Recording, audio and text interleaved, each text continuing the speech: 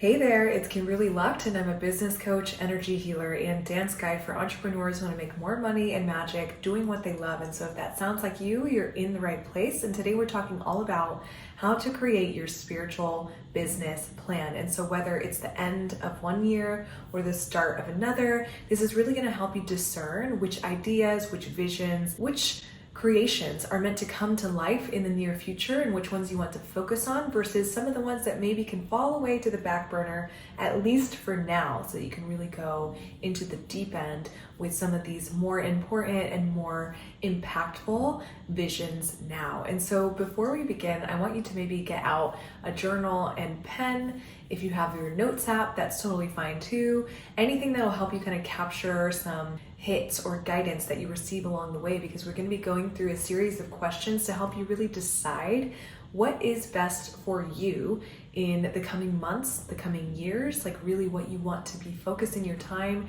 and energy on, especially because those are two of our most precious commodities as entrepreneurs. And so I really want you to bring in something to help you decide and reflect on anything that's coming through as we go through this video together. And so the first question that I have for you is, what are your top metrics for success? And so this is going to be very personal, but what I mean by a metric for success is essentially what's most important to you right now. This can obviously change and fluctuate as you move through life and as things, shift and change around you. But right now, what feels like 1 to 3 of your most important metrics for success? And so some of the metrics for success that I've seen from my own clients and also for my own business is, things like money, time, freedom, creativity, impact, fulfillment, audience growth, joy, anything along those lines. It can even be things like family or friends. Like really notice for yourself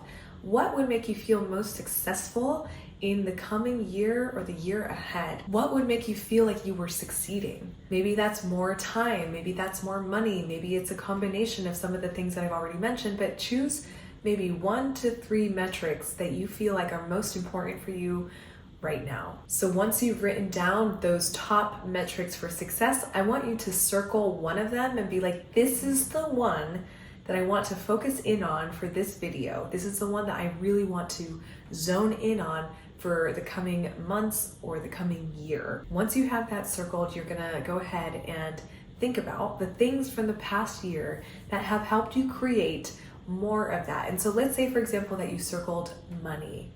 A lot of my clients are really keen on making more money. So if that's you too, you're in the right place. I love money. I love making money. I love helping people make more of it. And so if you circled money as your top metric for success, I want you to ask yourself this second question. What program, service, or product made you the most money in your business last year? The reason why we're asking this question for either money or your other top metric for success is because we really want to look at what program, product, or service in your business helped you create the most money, or whatever your top metric for success is. And so let's say your top metric for success is time or freedom or creativity or joy. What program, service, or product helped you create more of that? And so the money is really important, and we love money, and also these other metrics for success are equally as important. So just really deciding what helped you create the most of your top metric for success. And so whether it's revenue or just open, spacious time in your calendar, or joy, like moments of joy with whether it's like your clients or students or anybody else, what helped you create the most freedom, whether that's freedom to just be and to be away from your computer, or freedom in the sense of time freedom or energy freedom or creative freedom. Taking a look and just noticing for yourself what helped you create the most of that this year, and whatever your top metric is for success. And so it could feel helpful to look back at your calendar or maybe back at your camera roll to really decide, like, what were your best months in both your life and your business? What were the activities or the programs or the moments that really brought you the most of whatever your top metric for success is? So once you have that, and once you realize, okay, yeah, underline and underscore whatever you feel like that is for you. Maybe it's a private coaching program, maybe it's a product of yours, maybe it's something else. Just notice and underline and realize that this is what brought you the most of whatever your top metric is for success. So once you have that, question number 3 is how can you integrate that into your spiritual business plan for the year ahead? And so let's say you're starting out the year or ending another one and you're like, okay, this is what I want to create in the year ahead. How are you going to integrate that activity, that program, that product, or that service into your business? Maybe a little bit more in the coming months. Is there any way that you can promote it a little bit more, or maybe plan ahead so that you can insert it into your year a little bit more? Is there anything that you could do to focus on that a little bit, or put in more time and energy into it to see if it would pay off and bring you even more return on investment? There's so many things that you can do to kind of see and shift around whatever is working the best. Your number one product, service, program, or activity in your business is something that I really like to focus in on with people, especially when they have so many ideas or so many visions for things that they want to do in the future or in the present. It's really important to just zone in on what is creating the most of whatever it is that you want more of.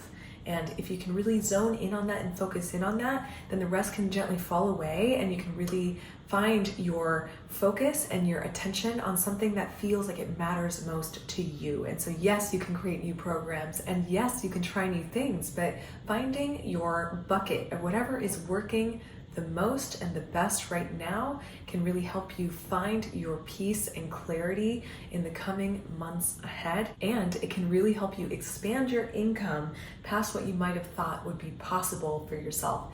We love diversity in products and services and programs, of course, but there's something to doing what you do best. And if there's a genius zone that you are feeling and experiencing in this area of your business, why not capitalize on that and give in to all of that and go full in and all in on whatever it is that you're doing with that program or with that product or service. And so I really hope that this helps. Just to recap, the 3 questions that we covered today are: number 1, what are your top metrics for success? And underneath that question, what is your top metric for success? Number 2 is, what has brought you more of that metric for success? What program, activity, project, or event, or service, or product has brought you more of that? And number 3, how can you integrate more of that product, service, program, activity into your business? And how can you plan that into the year ahead? Thank you so much for watching. And if you want more of this, you're gonna love my Soulful Business Roadmap. It's a free download. All you have to do is click the link below, put in your name and email, and that'll get sent straight to your inbox. And that'll have all sorts of questions about revenue, things like marketing, XYZ, so you can get really clear on how to execute on whatever it is you want more of in your business this year. So thanks again for being here, and I'll catch you in the next video. Ciao for now. Bye.